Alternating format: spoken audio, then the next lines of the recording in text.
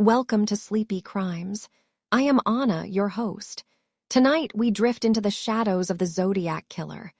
The story begins not with a scream, but with the cold. It was the night of December 20th, 1968. In the rolling hills between Benicia and Vallejo, California, the air was sharp enough to sting the lungs. A deep, penetrating frost had settled over the landscape, turning the dry winter grass into brittle, silver needles. Here, the darkness is not merely an absence of light. It is a physical weight. Lake Herman Road winds through these hills like a dark ribbon dropped onto a black velvet cloth. It is a lonely stretch of pavement, bordered by wire fences and vast, empty pastures that seem to stretch on forever under the winter sky. On this particular night, the moon was a sliver, offering little illumination to the valley floor.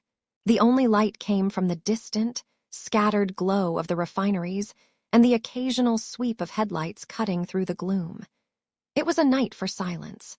A night where the sound of the wind moving through the oak trees was the only conversation the world seemed willing to hold. Moving through this frozen landscape was a 1961 Rambler station wagon. The vehicle was a boxy, practical machine, its engine humming a steady, rhythmic drone that vibrated softly through the floorboards. Inside, the heater battled the encroaching chill, creating a small, warm cocoon against the vastness of the night. Behind the wheel sat 17-year-old David Faraday. Beside him was Betty Lou Jensen, just 16. It was their first official date.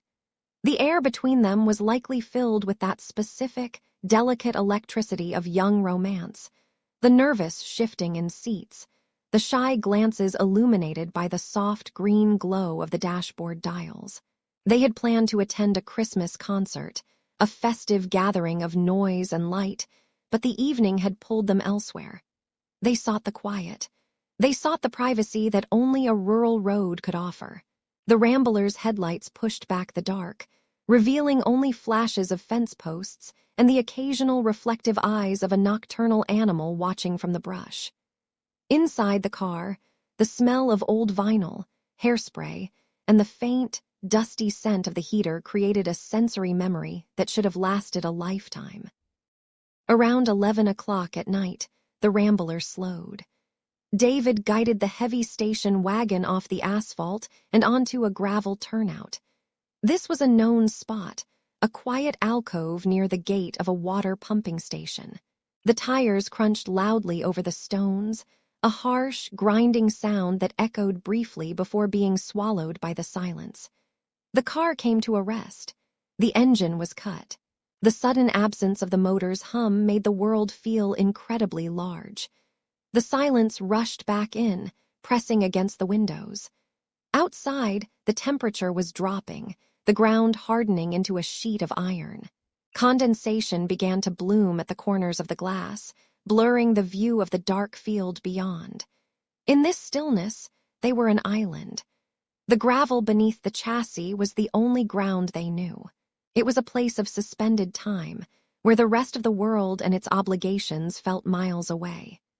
They were hidden, or so it seemed, tucked away in the fold of the hills, invisible to everyone except the stars and the shadows. But the isolation of Lake Herman Road is a deception. It feels empty, but it is an artery of transit for those who move in the night. Sometime after 11, another set of headlights appeared in the rearview mirror. At first, they were just two distant points of light, growing steadily larger, brighter, piercing the fog on the rear window. The lights did not pass by. The second vehicle slowed, its tires finding the same gravel, the same stones that held the Rambler. It pulled in beside them. The proximity was intrusive. The darkness was broken by the glare. We can imagine the confusion in those final moments, the squinting into the side mirror, the question of whether this was a police officer or a lost traveler. The door of the second car opened. Heavy footsteps crunched on the frozen ground. The sound was deliberate, slow, and rhythmic. There was no wind now, only the sound of boots on gravel, moving closer to the passenger side. The cold air rushed in, as the sanctity of their private world was breached. Minutes later, the scene lay still once more. The violence had been sudden, a chaotic burst of noise that shattered the pastoral quiet, but the silence that followed was heavier than before. It was a motorist named Stella Borgs who found them. She was driving alone, her own headlights sweeping across the turnout as she rounded the curve. The beams cut through the blackness and revealed a tableau that did not make sense.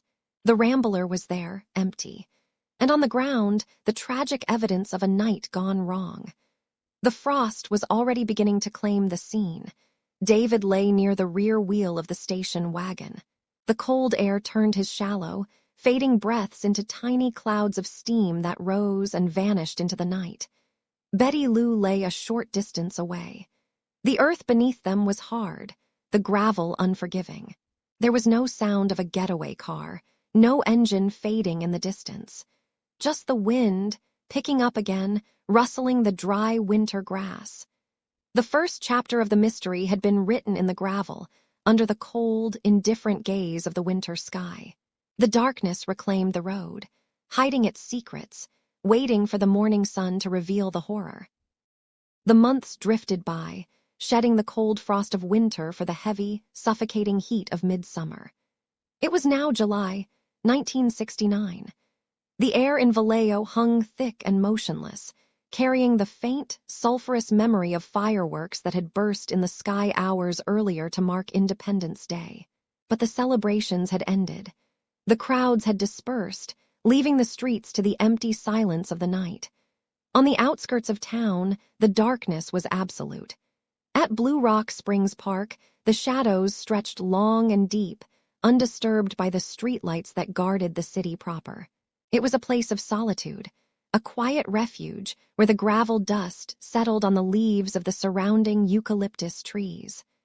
Around midnight, a brown Corvair rolled slowly into the parking lot, its headlights cutting two pale tunnels through the gloom before flickering out. Inside, Darlene Farron and Michael Majow sat in the stillness. The engine ticked as it cooled, a rhythmic metallic heartbeat fading into the chirping of crickets. The radio hummed low, a tether to the world they had left behind, but out here, 4 miles from the site of the Lake Herman Road murders, the isolation felt complete. The park was empty, save for the oppressive weight of the summer night pressing against the glass. Time seemed to stretch, viscous and slow. A few minutes passed, or perhaps an hour. In the dark, minutes lose their shape. Then the silence was broken. Another vehicle entered the lot, its tires crunching softly over the loose stones. It did not park immediately. It prowled, circling the brown Corvair like a predator assessing its prey, before drifting away into the night. The relief in the small car was palpable, but short-lived. Minutes later, the intruder returned. This time, there was no hesitation. The vehicle pulled up behind Darlene's car, blocking the exit, sealing them into the corner of the lot. The headlights were extinguished, plunging the scene back into an abyss of black and gray. For a moment, nothing moved. The wind held its breath. Then, a car door opened with a heavy, rusted groan. Footsteps fell upon the gravel, deliberate and steady, crunching closer to the passenger side. A beam of light suddenly erupted from the darkness. A high-powered flashlight, blinding in its intensity, washing out the world in a stark, white glare. To Michael and Darlene, the light suggested authority. A police officer, perhaps, checking on a parked car past curfew. They reached for their identification, their movements innocent and slow, unaware that the figure standing in the halo of the beam held no badge, but a 9mm Luger. There was no demand for license or registration. There were no words at all. The silence of the park was shattered not by a voice, but by the deafening, percussive roar of gunfire. The glass of the passenger window disintegrated, showering the interior with diamonds that glittered in the flashlight's beam. The bullets struck with terrifying velocity, tearing through the fabric of the night. Michael felt a sudden, searing heat in his jaw, his shoulder, his leg. He threw himself backward, scrambling into the rear seat in a desperate, instinctual bid for cover. Darlene was struck multiple times, the wheel offering no protection. The air inside the car instantly filled with the sharp, metallic tang of copper and the acrid, choking smell of burnt gunpowder. As quickly as the violence had begun, it ceased.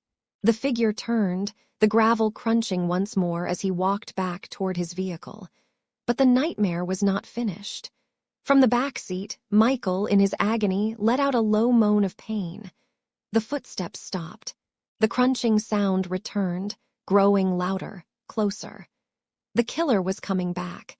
He leaned into the shattered window, the flashlight sweeping over the devastated interior, and fired twice more into each victim, ensuring the silence would be permanent. Then, without a hurry, he retreated. The intruder's car engine roared to life, a guttural sound that faded as the taillights dissolved into the distance, heading toward Vallejo. Blue Rock Springs Park was returned to the night. The crickets resumed their chorus, indifferent to the tragedy that now stained the asphalt. Michael lay in the darkness, the pain radiating through him in waves, listening to the labored, shallow breathing of Darlene in the front seat. He was alive, a witness left behind in the wreckage. He managed to pull himself toward the window, shouting for help into the void, but only the trees replied. It would be nearly 40 minutes before the silence was truly broken, not by sirens at the scene, but by a telephone ringing miles away. The focus of the night shifted from the blood-soaked gravel of the park to the fluorescent-lit dispatch room of the Vallejo Police Department. It was 12:40 in the morning. The station was quiet, the usual lull of the graveyard shift settling over the officers. Dispatcher Nancy Slover sat at her console, surrounded by the hum of electronics and the smell of stale coffee. When the phone rang, it was just another line on the switchboard, another voice in the dark calling for help. She picked it up, expecting a domestic dispute or a noise complaint. The voice on the other end was not panicked. It was not breathless with fear or adrenaline. It was low, even, and terrifyingly calm. It sounded, Nancy would later recall, like someone reading from a script, reciting lines they had rehearsed in the mirror until all emotion had been stripped away. The caller did not introduce himself. He did not ask for the police. He simply spoke, his words hanging in the air like smoke. He said, "I want to report a double murder. If you will go 1 mile east on Columbus Parkway to a public park, you will find the kids in a brown car." Nancy's hand tightened on the receiver. She tried to interrupt, to ask for his name, his location, but the voice continued, unyielding, a monotone drone that allowed no space for questions. He continued, "They were shot with a 9mm Luger." Then, a pause. A heavy, deliberate silence before the final, chilling admission that linked the violence of this humid July night to the frozen horror of the previous December. "I also killed those kids last year. Goodbye."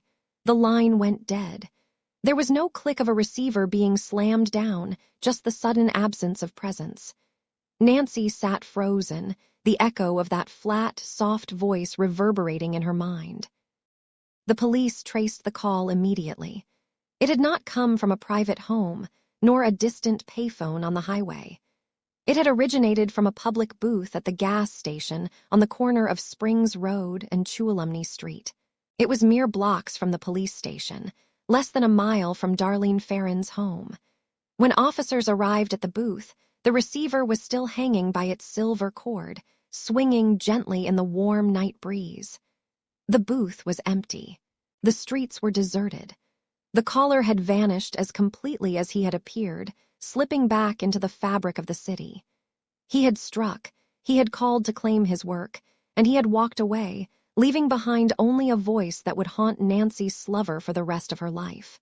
At the hospital, Darlene Ferrin was pronounced dead, the silence of the grave finally claiming her. But Michael Mage survived. He lived to tell of the blinding light and the man who walked out of the darkness. And the police, now realizing they were hunting a predator who did not just kill, but taunted, were left to wonder when the phone would ring again.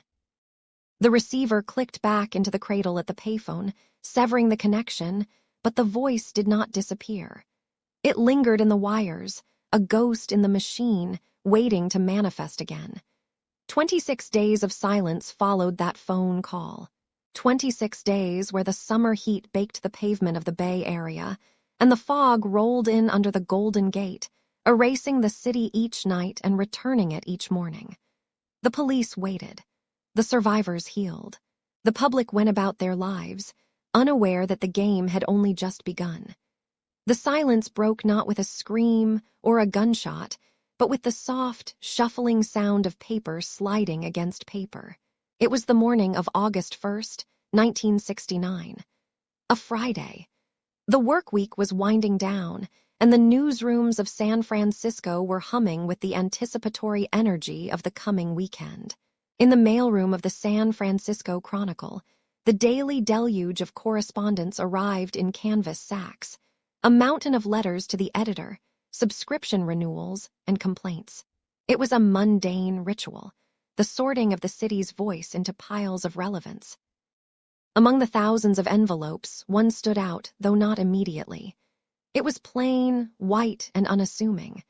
The address was handwritten in blue felt-tip ink, the strokes thick and somewhat erratic, pressing deep into the fiber of the paper. It was addressed simply to the editor. There was no return address. A clerk's hand, perhaps calloused from paper cuts and stained with newsprint, picked it up. A metal letter opener sliced through the top fold, tearing the paper with a sharp, dry rasp. Inside, there was a folded letter and something else, a separate sheet covered in a grid of strange, incomprehensible symbols. The clerk unfolded the letter first. The handwriting was cramped, the letters crowding each other as if rushing to get the words out. It did not begin with a formal greeting. It began with a declaration. I am the killer of the 2 teenagers last Christmas at Lake Herman and the girl last 4th of July. The words sat there on the page, heavy and impossible. The air in the room seemed to shift, the noise of the typewriters and the teletype machines fading into a dull roar behind the sudden, sharp focus of those opening lines. The writer knew that a claim of responsibility was nothing without proof. Anyone could claim to be a monster. But this writer offered the currency of truth, details, horrific, specific details that had never been printed in the papers. He wrote about the ammunition. Super X, he scrawled. 10 shots were fired. He described the position of the bodies with the cold detachment of a coroner. The boy was on his back with his feet to the car. The girl was on her right side, feet to the west. He mentioned the girl's clothing, noting she was wearing patterned slacks. He corrected the police reports about the second attack, clarifying that the boy was shot in the knee.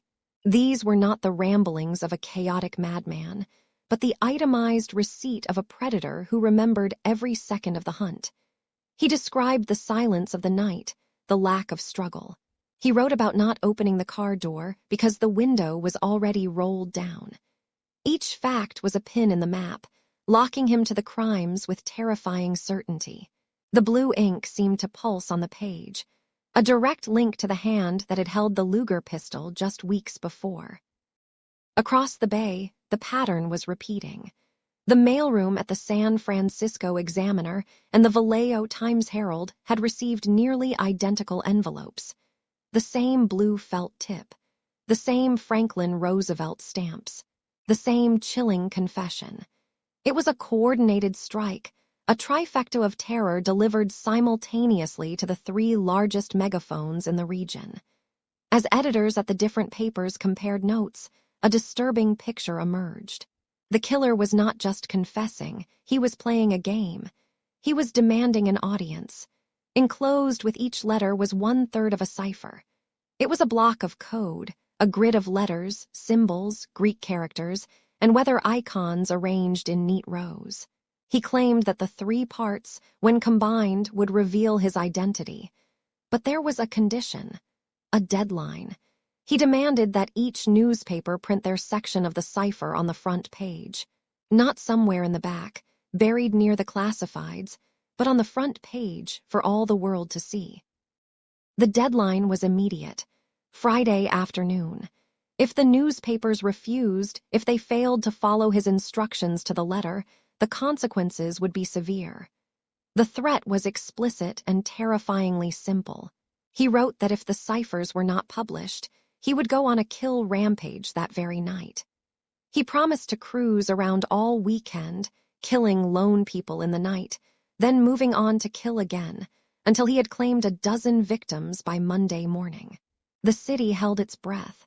The police chiefs and editors were trapped in a moral vice. To publish was to give a killer the fame he craved, to let him dictate the news cycle. To refuse was to gamble with the lives of 12 strangers. The symbols on the page looked like the language of an alien intelligence: squares, triangles, crosses, and circles. It was the first time the public would see the visual representation of his mind. A chaotic, ordered mess. A puzzle militant. As the printing presses roared to life that afternoon, the smell of ink and hot lead filled the air, thick with tension. The decision had been made. The ciphers would run. The San Francisco Chronicle published its third on page 4, explaining that the front page was already set, but the others ran them prominently. The headlines splashed across the newsstands: coded clue in murders.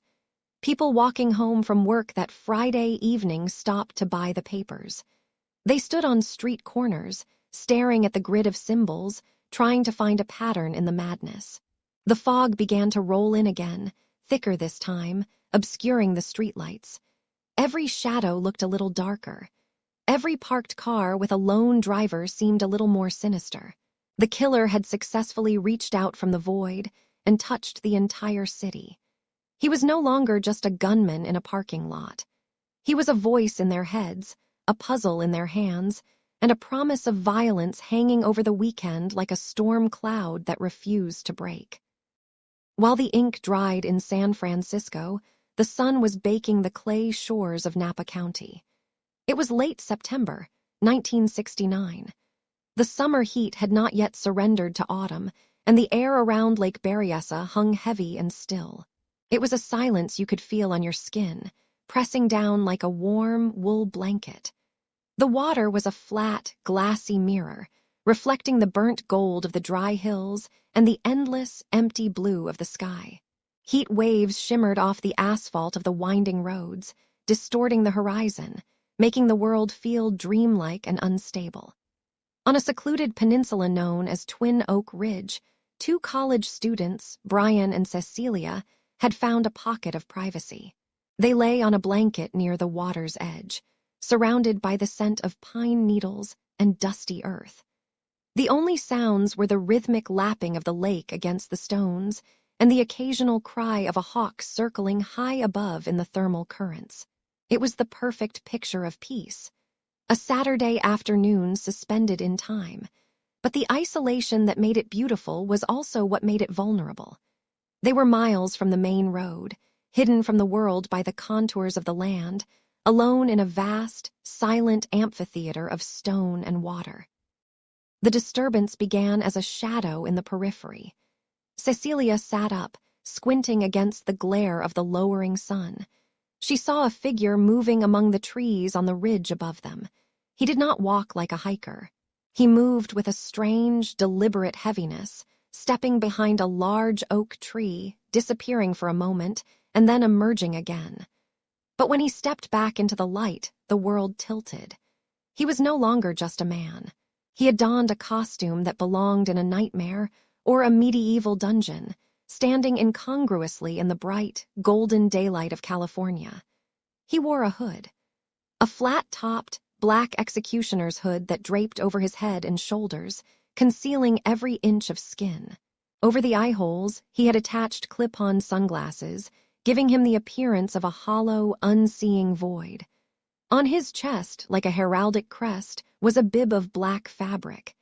In the center of it, stitched with careful, white precision, was the symbol. A circle with a cross running through it, the same symbol that had arrived in the letters.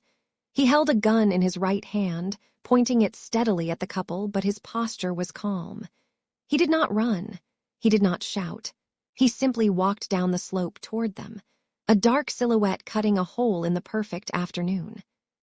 When he spoke, his voice was a drone, low, monotone, and terrifyingly calm.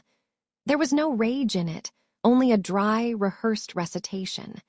He told them a story that sounded like a script from a bad movie, yet he delivered it with deadly seriousness. He claimed to be an escapee from a prison in Montana, a place called Deer Lodge. He said he had killed a guard and stolen a car. He said he was hungry, that he had no money, and that he needed their vehicle to drive to Mexico. It was a transaction. He demanded their keys and their wallets. Brian, trying to keep the situation grounded in reality, trying to negotiate with the man behind the mask, offered everything. He held out his wallet. He gestured to his car parked up the hill. He spoke to the hooded figure with reason, hoping that cooperation would lead to survival. The man took the money, but he did not leave. The robbery was merely the prologue. He reached to his belt, where a long, wooden-handled knife hung in a sheath, and he produced several lengths of white, plastic clothesline. He told them he had to tie them up. He said it was necessary for his escape, that he needed time to get away before they could call for help. The sun was dipping lower now, casting long, stretching shadows across the sand, turning the water a deep, bruising purple. The plastic rope was pre-cut. He was prepared. He ordered Cecilia to tie Brian's wrists first. Her hands shook as she looped the slippery plastic cord around her friend's arms, pulling it tight at the man's command. Then the hooded figure knelt. He tied Cecilia, binding her hands and feet. He checked Brian's bonds, deciding they were too loose, and tightened them until the circulation slowed and the plastic bit into the skin. They were hogtied, lying helpless on the cooling earth, their faces pressed near the dirt. The sky above was beginning to bruise with the colors of twilight. Brian, still hoping to connect with the human being inside the costume, asked if the gun was loaded. The man removed the magazine, showed him the bullets, and slid it back with a metallic click. But then the tone shifted. The charade of the robbery evaporated. The man stood over them, the black hood absorbing the dying light. He murmured that he was going to stab them. It was not a scream of anger, but a statement of intent. The knife came out. It was not quick. It was methodical. The blade entered them with a sickening, wet thud again and again. It was a ritual, a slow, mechanical release of violence in the quiet sanctuary of the lake. The wind died down. The birds stopped singing. There was only the sound of struggle, the sharp intake of breath, and the dull impact of the knife. And then, as suddenly as it had begun, it stopped. The figure wiped the blade. He did not run away in a panic. He turned and walked up the hill, his heavy boots crunching softly on the dry grass, leaving the two students bleeding in the twilight. He reached the road where Brian's white car was parked. He did not steal it. He did not take the keys he had demanded. Instead, he took out a black felt-tip pen. He knelt beside the passenger door, the metal still warm from the day's heat. With a steady hand, he began to write. He turned the car into a billboard, a declaration of his work. He wrote the dates. 12/20/68, 7/4/69, and then the current date, Sep 27/69. He added the time, 6:30, and finally the method, by knife. He drew the cross-circle symbol, large and bold, marking his territory. He capped the pen, returned to his own vehicle, and drove away, leaving the message to be found, leaving the silence to reclaim the lake, leaving the darkness to settle over the water like a shroud. The hills of Napa County were left behind, fading into the collective memory of a terrified public. The calendar turned, leaves fell, and the crisp bite of autumn settled over the Bay Area. It was now October 11th, 1969, a Saturday night in San Francisco. The city was alive, pulsing with the electric energy of the weekend. Down in the theater district, the marquees hummed with neon, casting long, shivering reflections on the damp pavement. The air was thick with the smell of exhaust, roasted nuts from street vendors, and the salty drift of the ocean fog that was already beginning to reclaim the avenues. Amidst this chaotic symphony of urban life, a yellow cab maneuvered through the traffic. It was just another vehicle in a sea of red taillights, its meter ticking away the moments of a life that had only minutes left to run. Behind the wheel sat Paul Stein, a 29-year-old student working the night shift to pay for his education. He was a man with plans, with a future, with a wife waiting for him to come home. He adjusted the rear-view mirror, perhaps checking his own tired eyes, or perhaps glancing at the blur of pedestrians on the sidewalk, looking for a raised hand. At the intersection of Mason and Geary streets, the heart of the city's nightlife, a figure stepped off the curb. He hailed the cab, a gesture so ordinary, so practiced, that it registered as nothing more than a transaction. The man opened the heavy rear door and slid onto the vinyl seat. The interior of the cab smelled of stale cigarette smoke and old leather, a scent familiar to anyone who navigated the city by night. The passenger gave a destination: Washington and Maple in the upscale, quiet neighborhood of Presidio Heights. Paul engaged the meter. The flag dropped. The ride began. They moved away from the noise and the lights, leaving the safety of the crowds behind. As the taxi climbed the hills, the city changed. The frenetic energy of Union Square gave way to the stately, imposing silence of wealth. The streetlights here were spaced further apart, casting pools of yellow illumination that were quickly swallowed by the shadows of large, manicured hedges and high garden walls. The fog was thicker here, clinging to the branches of the trees, muffling the sound of the tires on the asphalt. Inside the cab, there was likely silence. No conversation, just the rhythmic hum of the engine and the click of the meter, counting down. They reached the intersection of Washington and Maple, but the car did not stop. For reasons that remain a mystery, perhaps a change of mind by the passenger, perhaps a confusion by the driver, the taxi continued forward. It rolled 1 block further, pulling up to the curb at the corner of Washington and Cherry Streets. To the north, the dark expanse of the Presidio military base loomed like a black ocean. It was just before 10 o'clock at night.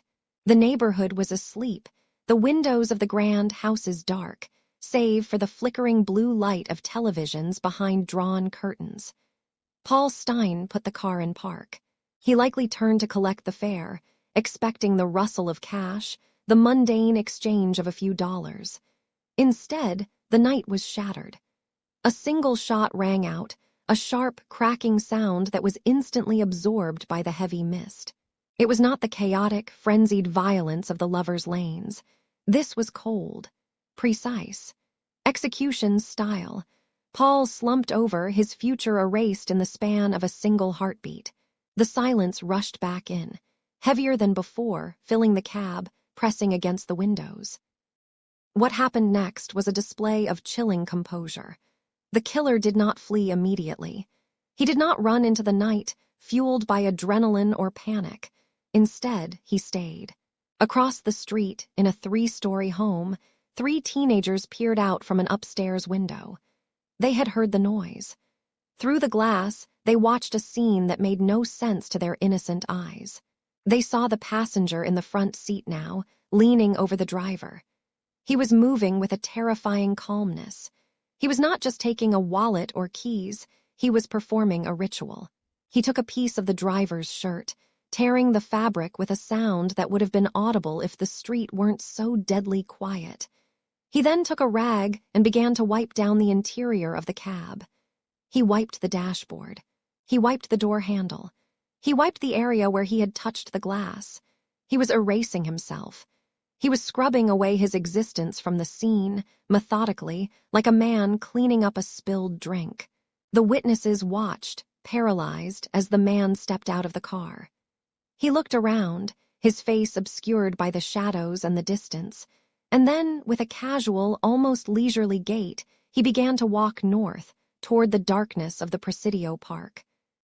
Sirens began to wail in the distance, a rising chorus of alarm drawing closer. The police had been called. But in the chaos of the dispatch room, a critical error occurred. The description went out over the radio, a black male. It was a mistake, a slip of the tongue, or a confusion of information that would alter the course of history.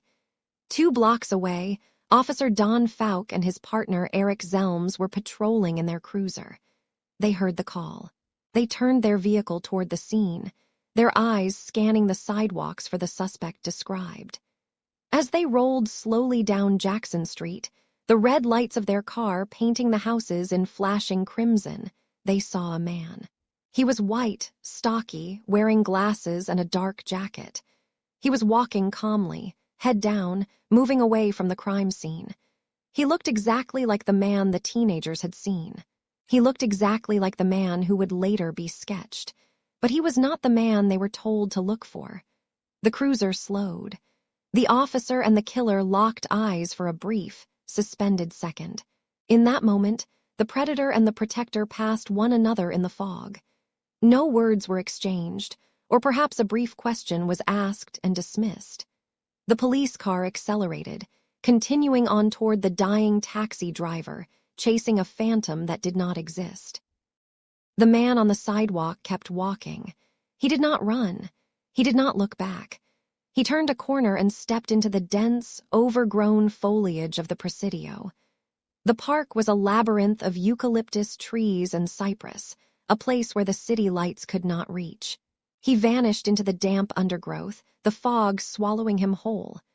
Behind him, the neighborhood woke up to lights and sirens. An ambulance arrived. Police tape was strung up, fluttering in the cold breeze, but the man was gone. He had walked out of the urban nightmare he had created and dissolved into the earth. This was the shift. The pattern had broken. He was no longer just a ghost of the rural backroads. He was here on the pavement, under the streetlights, walking past the police, invisible in plain sight. The shadows of the Presidio swallowed him whole. One moment, he was a silhouette against the dim streetlights of Washington Street, and the next, he was gone, dissolved into the thick, damp fog that rolls off the bay. The police cars screamed past him, their sirens wailing into the night, red lights fracturing against the mist. He watched them from the darkness. He listened to the chaos he had created, standing so close that he could hear the frantic crackle of their radios. They were looking for a black man, acting on a mistake, a fumble in the dispatch call that bought a killer his freedom. He stood in the quiet of the park, perhaps wiping his hands, perhaps smiling, before vanishing completely into the city's vast, gray anonymity. For 2 days, San Francisco held its breath. The fog did not lift, it only grew heavier, pressing down on the rooftops like a wet wool blanket.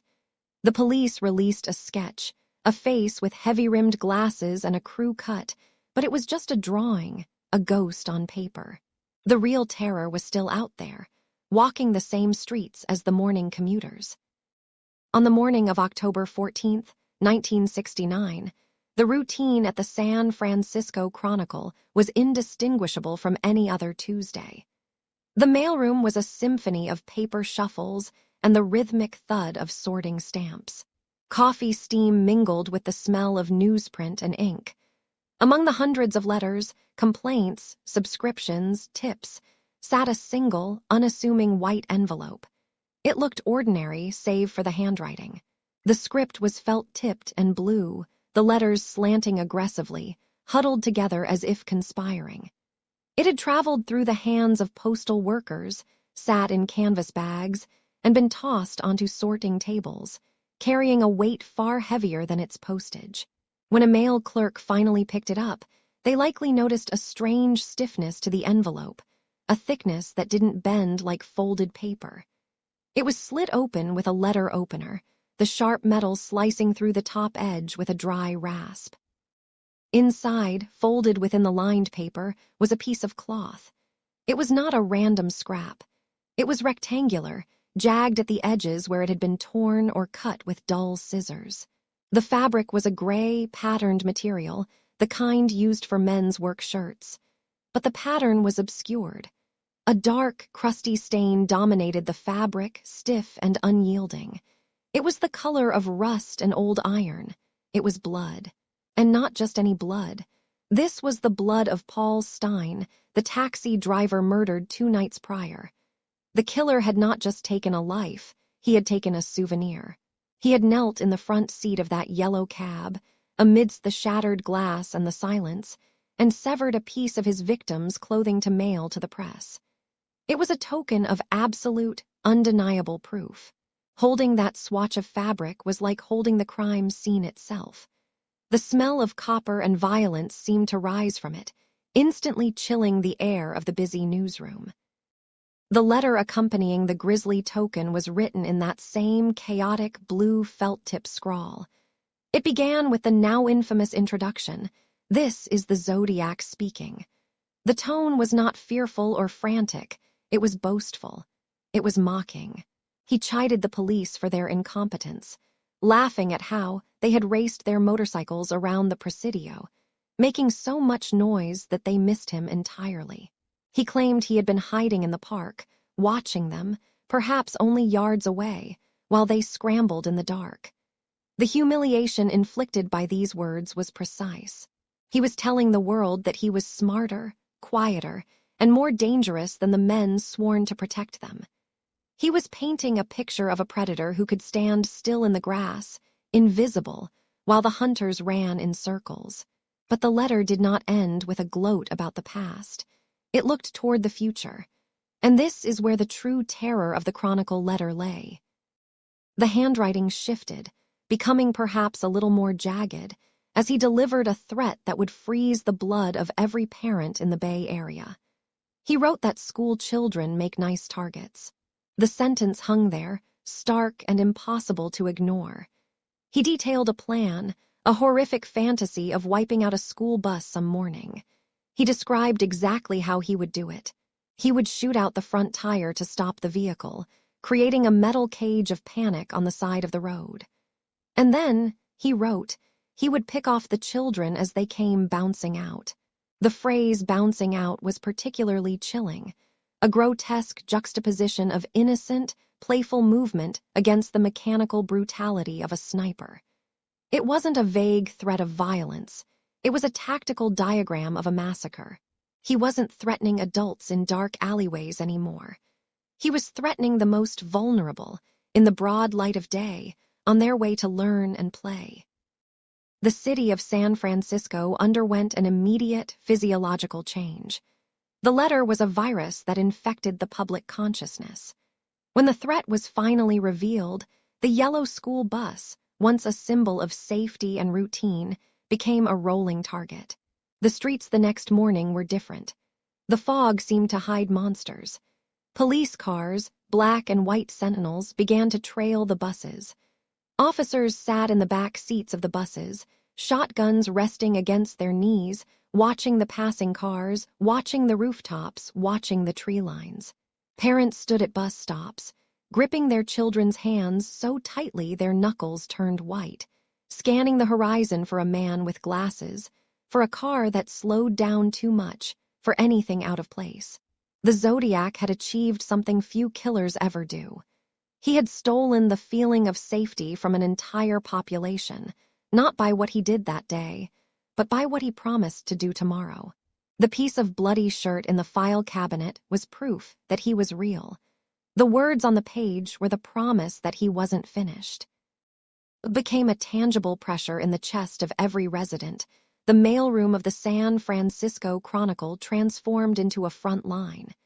It was November 8th, 1969. The fog outside was heavy, pressing against the glass panes of the newsroom, dampening the sounds of the city below. Inside, the air smelled of stale coffee, cigarette smoke, and the sharp chemical tang of printer's ink. A singular envelope arrived, indistinguishable at first glance from the mountains of tips and complaints that flooded the desk daily. But the handwriting on the front was familiar. It was jagged, blue felt-tip strokes that seemed to carve into the paper rather than rest upon it. The stamp was canceled, the postmark freezing the object in time. When the seal was broken, It did not reveal a simple handwritten screed. Instead, a greeting card slid out. It was a piece of mass-produced stationery, the kind one might send to a sick relative or a distant friend. The cover featured a whimsical illustration of a fountain pen, suspended in midair, dripping ink. The printed text on the card was innocuous, a gentle, pre-packaged joke. It read, "Sorry I have not written, but I just washed my pen and I can't do a thing with it." A mundane excuse for silence. But the hand that had selected this card was not mundane. Below the printed sentiment, the Zodiac had added his own postscript. The blue ink bled slightly into the cardstock, thickening the letters. He wrote that he got awfully lonely when he was ignored. He wrote that he was so lonely he could do his thing. The word thing was capitalized, heavy and deliberate. To the readers, to the police, and to the journalists huddling over the desk, the implication was a cold knot in the stomach. His thing was death. The card was a mockery, a juxtaposition of a drugstore greeting and a promise of violence. It was a physical manifestation of his need to be seen, to be held in the center of the public eye, like a dark star around which the city was forced to orbit. Accompanying this taunting card was a sheet of paper that would haunt the world for over half a century. This was the cipher, 340 characters. It was a dense, suffocating grid of symbols. Unlike the previous code, which had been cracked by a history teacher and his wife in a matter of days, this one was a fortress. The symbols were neatly arranged in rows and columns, a chaotic architecture of geometric shapes, whether symbols and letters. There were squares, triangles, circles with dots, plus signs, and inverted letters. It looked like the schematic for a machine designed to drive men mad. The eyes of cryptographers, both amateur and professional, scan the lines, looking for patterns, for repeated sequences, for the double L that acts as a skeleton key in simple substitution ciphers. They found nothing but silence. The grid sat on the page, staring back, an opaque wall of noise. The public believed, with a desperate, sinking hope, that his name was hidden in that grid. They believed that if the symbols could be rearranged, the monster would be revealed. Months bled into a new year. 1969 turned to 1970. The silence from the cipher was deafening. The codebreakers worked in quiet rooms, surrounded by crumpled paper and blackboard dust, their minds grinding against the complexity of the 340 symbols. The Zodiac watched the failure. He waited. And then, as the leaves began to turn in October of 1970, he reached out again. This time, he did not address the editor in general. He chose a specific target, Paul Avery. Avery was the Chronicle reporter who had been chasing the story, digging into the details, perhaps getting too close, or perhaps just being loud enough to earn the killer's gaze. The envelope that arrived for him was oversized. It contained a Halloween card. On the front, a skeleton. But the Zodiac had taken scissors and glue to the card, modifying it with the crude precision of a child making a nightmare art project. He had pasted a pumpkin over the skeleton's pelvis. He had drawn a 14 on the skeleton's hand, and 13 eyes floating in the darkness around the bones. Inside the card, the message was simple and chilling. "Peekaboo, you are doomed." The phrase was written in that same trembling, heavy hand. It was a playground chant turned into a death sentence. The card was a psychological weapon, designed to make one man look over his shoulder every time he walked to his car, every time the fog rolled in thick off the bay. The card was also a game. On the envelope, he had written, "Sorry, no cipher," a lie or a taunt, acknowledging the failure of the world to solve the puzzle he had sent the previous November. The 340-character grid remained a monolith of secrets. It sat in evidence lockers and on the desks of obsessive sleuths, gathering dust, its ink fading but its mystery growing heavier with each passing decade. The world changed around it. Teletype machines gave way to computers. The internet rose, connecting minds across the globe. And still, the grid held its tongue. It would take 51 years. It would take a team of 3, a software developer in Virginia, a mathematician in Australia, and a programmer in Belgium, running millions of simulations, bending the power of modern supercomputing against the ink-stained paper of 1969. In December of 2020, the lock finally clicked. The noise of the symbols fell away, and the voice of the Zodiac emerged from the past, clear and monotonous. The message did not contain a name. It did not contain coordinates. It was a stream of consciousness, a final, hollow boast. It read, "I hope you are having lots of fun in trying to catch me. That was not me on the TV show, which brings up a point about me. I am not afraid of the gas chamber because it will send me to paradise all the sooner." He spelled paradise with a C, a recurring fingerprint of his illiteracy or his game. He continued, "Because I now have enough slaves to work for me, where everyone else has nothing when they reach paradise, so they are afraid of death. I am not afraid because I know that my new life will be an easy one in paradise death." The cipher sat unsolved on the desk, a silent grid of symbols taunting the world. But in Vallejo, the investigation was moving from the abstract to the physical. The fog of the Bay Area often hides things, wrapping the coastline in a blanket of gray, but in the heat of the valleys, everything feels exposed. It was here, amidst the industrial hum of refineries and the dry grass of the Californian summer, that a name finally surfaced.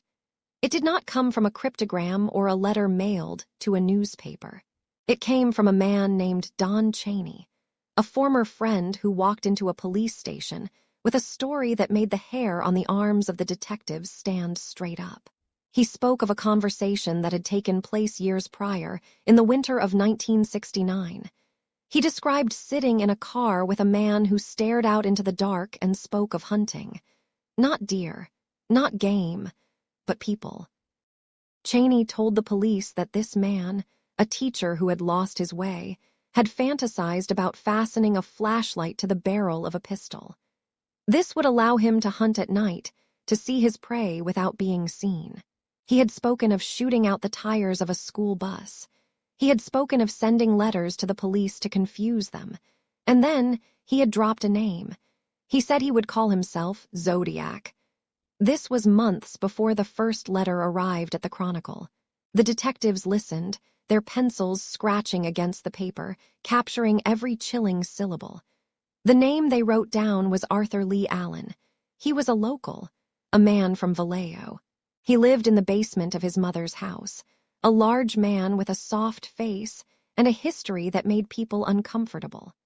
The hunt for a ghost had suddenly become a hunt for a man who lived just down the street. On August 4th, 1971, 3 detectives brought Arthur Lee Allen in for questioning. The room was small, the air likely thick with the smell of stale tobacco and nervous sweat, but Allen was not nervous. He sat in the hard wooden chair, his large frame filling the space, his demeanor eerily calm. Detective Jack Mulinax from Vallejo, along with Inspectors Toskai and Armstrong from San Francisco, watched him closely. They were looking for a slip, a stutter, a bead of perspiration. Instead, they saw a man who seemed almost to enjoy the attention. He placed his arm on the table, and the heavy steel of his wristwatch clunked against the wood. The detectives stared. It was a diving watch.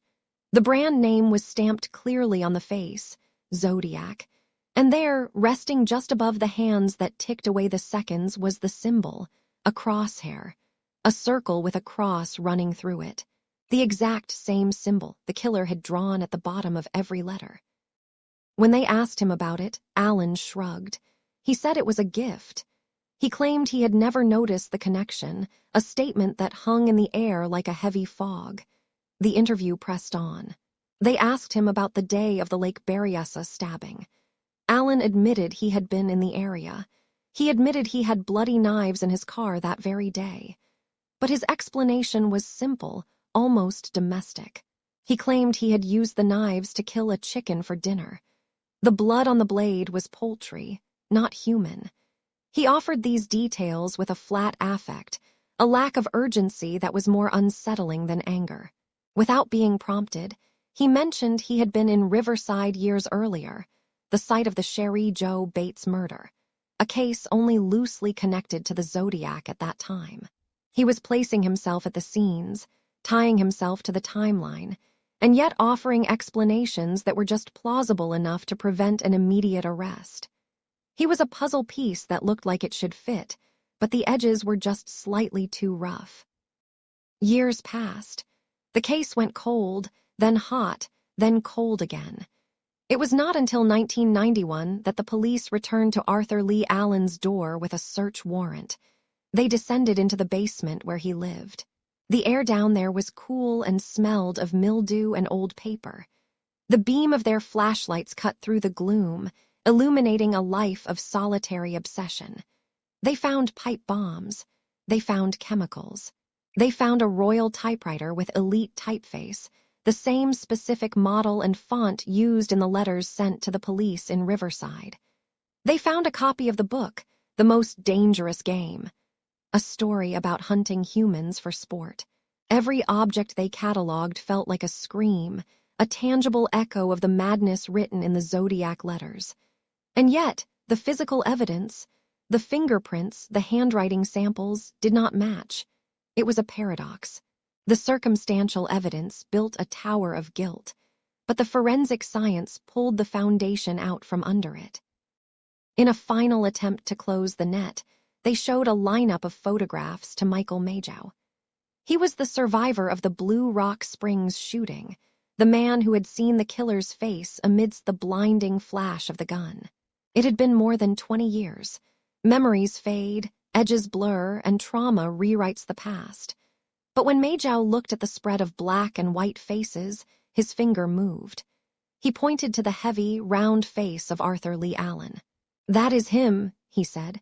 "That is the man who shot me." It should have been the end, the final lock clicking into place. But the universe has a cruel sense of timing. Before charges could be filed, before the handcuffs could be locked, Arthur Lee Allen collapsed. A heart attack took him in the late summer of 1992. He died with the secrets locked inside his chest, leaving behind a legacy of doubt. Was he the monster who terrorized the Bay Area, or was he simply a man who walked in the same shadows? The file remains open, a story without a final period. The fluorescent lights of the interview room hummed with a low, electric buzz, a sound that seemed to vibrate against the stale air. It was August 1991. More than 2 decades had dissolved since the attack at Blue Rock Springs, yet for Michael Majow, the memory was a sharp shard of glass, permanently lodged in his mind. He sat before a spread of black and white photographs, the edges curling slightly against the formica table. His hand hovered, trembling not from age, but from the sudden, violent rushing of the past into the present. Detective George Bowert watched him, the silence stretching out until it felt brittle, ready to snap. Majow's finger drifted over the faces of strangers, drifting through the ghosts of 1969 until it stopped. He pressed his fingertip down onto a single image. The face was round, heavy-set, with a thick neck and eyes that stared blankly back at him. "That is him," Mage whispered, his voice cracking under the weight of the accusation. "That is the man who shot me." The man in the photograph was Arthur Lee Allen. For years, his name had been a persistent whisper in the ears of investigators, a shadow that refused to be dispelled. Now, with a survivor pointing directly at him, the machinery of justice ground into motion once again. A search warrant was authorized for Allen's home on Fresno Street in Vallejo. Police descended into the basement apartment, a space that officers would later describe as dark, dreary, and suffocating. It felt less like a home and more like a museum of the macabre. The air was thick with the smell of mildew and old paper. As they rifled through his belongings, the beam of their flashlights cut through the gloom, revealing unsettling artifacts. They found diagrams for pipe bombs. They found a typewriter. They found a watch, a heavy silver timepiece with the brand name Zodiac emblazoned on the face, the cross-circle symbol ticking away the seconds in the silence of the room. It seemed for a brief, intoxicating moment that the net had finally closed. The pieces were locking together. The survivor's recognition, the bomb formulas, the brand of the watch, it all formed a picture of guilt. But this case was never a puzzle that wanted to be solved. It was a mirror that shattered every time one tried to look into it. The physical evidence, the golden thread that connects a suspect to a crime, began to fray. In the 1960s and 70s, forensic science was in its infancy. It was a world of magnifying glasses and chemical dustings, not genetic sequencing.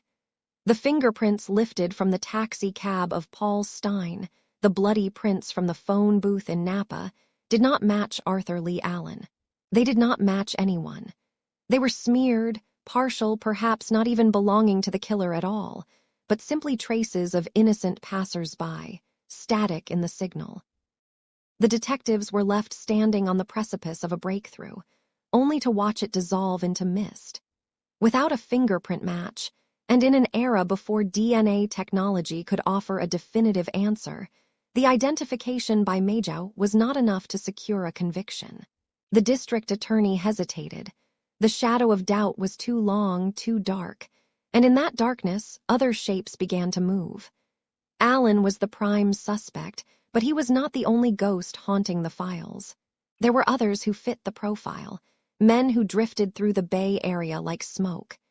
Investigators looked at a movie projectionist named Rick Marshall, a man who worked in the flickering darkness of a silent cinema. He lived in a basement, just as the Zodiac had once claimed to. He possessed a teletype machine and a love for odd, antiquated paper. But like Allen, the connections were circumstantial, born of coincidence and suspicion rather than hard proof. The investigation became a hall of mirrors. Every lead reflected back a distorted image of the truth. There was the drift of the years, the relentless erosion of time. The 1970s bled into the 1980s, and the urgency that once gripped the San Francisco Police Department began to wane. The detectives who had chased the Zodiac through the fog-drenched streets were retiring, their hair turning gray, their desks cleared of the heavy binders that chronicled the horror. The public's fascination shifted. The terrifying letters stopped arriving, and the monsters of the new decade took center stage. The Zodiac case was not closed, but it was quieting, settling like dust in an attic that no one visits anymore. It was becoming a cold case, a term that implies a lack of heat, but in reality signifies a deep, frozen frustration. By the early 1990s, the files had yellowed. The edges of the reports were brittle, the ink fading into the fiber of the paper. New technologies were on the horizon, genetic testing that promised to pluck identity from the smallest microscopic trace. But the evidence collected 2 decades prior had been handled by dozens of hands, coughed over, and stored in non-sterile boxes. The integrity of the samples was compromised, lost in the static of mishandling. The killer had left traces, yes, but they were traces buried under layers of noise. The police were left with a survivor who pointed at a picture and said him, and a science that replied maybe not. The static grew louder, a wall of white noise that separated the truth from the known world. And somewhere in that static, the answer remained, suspended in the amber of time, waiting for a key that had not yet been forged. The case rests now. Let the details fade. You are safe. Close your eyes, breathe deeply, and have a good night. Sleep well.